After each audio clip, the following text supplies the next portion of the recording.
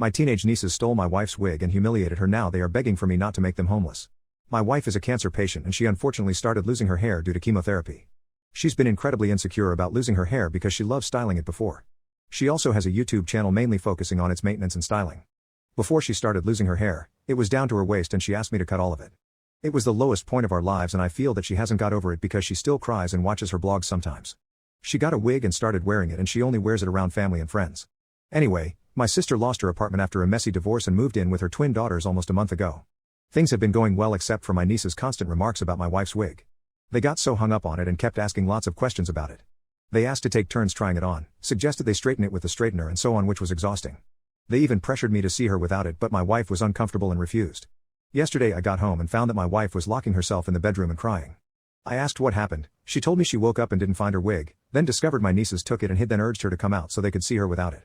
My wife repeatedly asked them to give it back, but they started laughing and recording. My wife had to lock the door to keep a distance because they didn't stop. I felt horrible, and just thinking about how this is all coming from my nieces is unfathomable. I feel mostly horrible for how my wife is feeling right now. This subject in particular has brought her enough grief already. I kept reassuring her there's nothing to be insecure about, but what happened ruined any progress we made. I was fuming when I went into the kitchen and one of my nieces was wearing the wig and taking pictures. I confronted them, and they acted confused, but I was able to get the wig back. I snatched it from the niece's hair and some of her hair was pulled too. I lashed out telling them they humiliated my wife and embarrassed her by taking away her wig. They said it was just a light-hearted prank, which made me go off on them.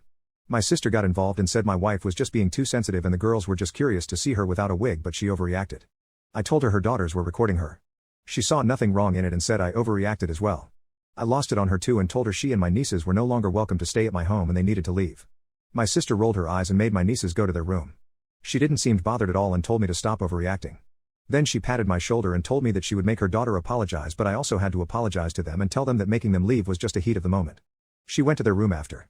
Today, I let them know about the eviction since they thought I wasn't serious, and my sister started crying begging that I let it go. But my wife is no longer comfortable around them after what they did and she has not left our room since. It was unfair for my wife because this is her house too. My sister called our elderly dad and he begged that I let them stay and insisted my nieces were just acting like typical teenagers. He offered to speak to my wife but I declined. They've been begging me to change my mind but I kept refusing. My sister then screamed at me that I am choosing a dying beach over her and my nieces. I was shocked to hear this from her. She then proceeded to tell me that my wife would likely die anyway, so why am I being so sensitive? My brain could not handle all the words coming from her and I needed to strain myself not to hurt her. It was painful and disappointing to hear this from a person I've known to be so kind. I made them leave today and was called several names. She also said that I would regret this. But I don't think I will.